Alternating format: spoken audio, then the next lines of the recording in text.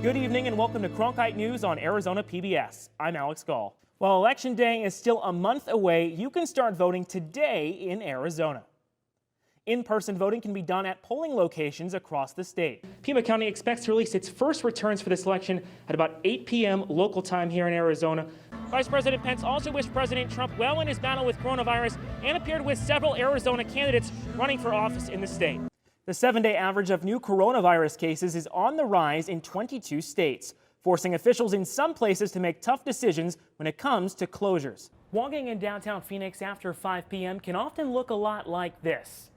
Completely empty. The exact number of outstanding ballots in the state is still uncertain, although a large portion of them are expected to come from Maricopa County. And that's good news for President Donald Trump, as returns there continue to show him gaining on Joe Biden. The court decision notes that for federal law to supersede Arizona's in-person requirement, a disabled voter must demonstrate that a virtual special election board is, quote, necessary to allow them to vote. A recent poll from Fox News has Mark Kelly 17 points ahead in the Arizona Senate race. It's the largest margin in any poll taken so far. But pollsters in Arizona, well, they aren't buying it.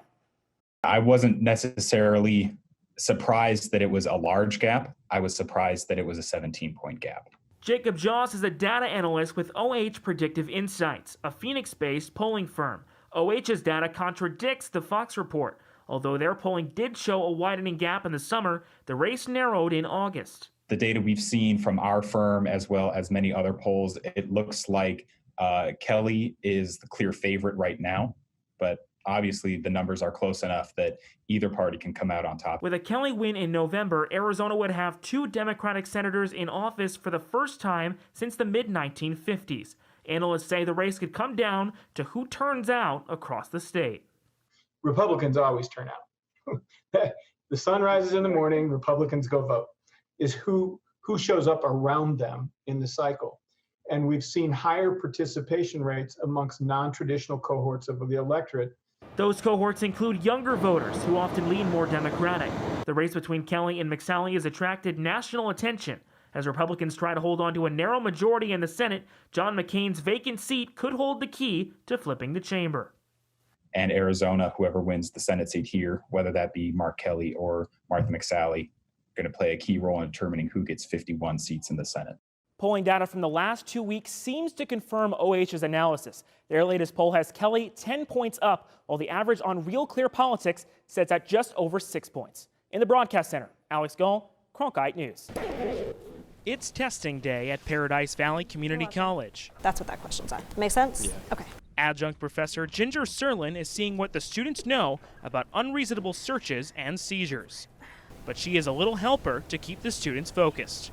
Meet Professor Colton, a one-of-a-kind corgi who dresses pretty smart, wearing glasses, eye-catching jackets, and makes sure the students are paying attention to him in class.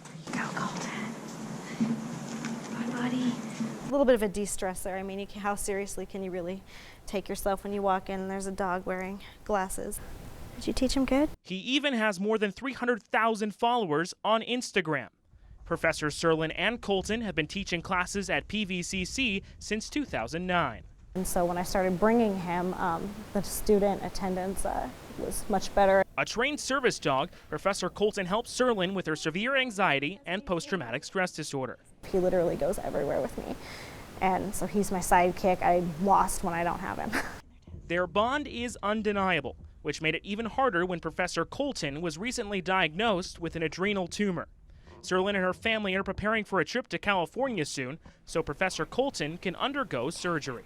It's been very scary, thinking about it, but UC Davis gives him the best chance. And he'll have all of the students rooting for him as well. I really want to stay in touch with Colton during that time and make sure that he's doing okay. My professor, yes, definitely cutest thing ever. We couldn't agree more. Alex Gaul, 12 News. If you live in Arizona, it's been hard to escape these. It's time for Washington to solve problems, not create more of them. And these. The most important election of a lifetime. Political ads have been all over the airwaves in Phoenix in the run-up to the 2020 elections. But it wasn't always that way. As a fourth-generation Arizonan, we used to not get one presidential ad in this state, not one. on television. Nothing. Zero. That started changing about 10 years ago. Phoenix has seen a sharp uptick in political spending, starting with Barack Obama's first presidential bid in 2008. But even experts couldn't predict the record spending in 2020, even far down the ticket. The advertising is getting a lot deeper, meaning that it's not just these big races. We saw a lot of advertising from different congressional districts. It's amazing at how important every seat is right now. Rich Barone is the vice president at Cox Media, which serves over 1 million homes in the Phoenix market. Barone attributes the record spending levels to a changing Arizona electorate that's turning the traditionally red state purple. I think what you're seeing is the Democratic Party senses a weakening in Arizona and is just going nonstop to try and flip it Democratic. An analysis done by data firm Advertising Analytics ranked Phoenix the #1 individual political ad market in the country, edging out other battlegrounds like Pittsburgh, Orlando, and Detroit. The most important part of Arizona from an electoral perspective, Maricopa County, is all within the Phoenix DMA. So you can really put all of your money into this one market instead of kind of diluting it across 6 or 7 markets like some of these other big states.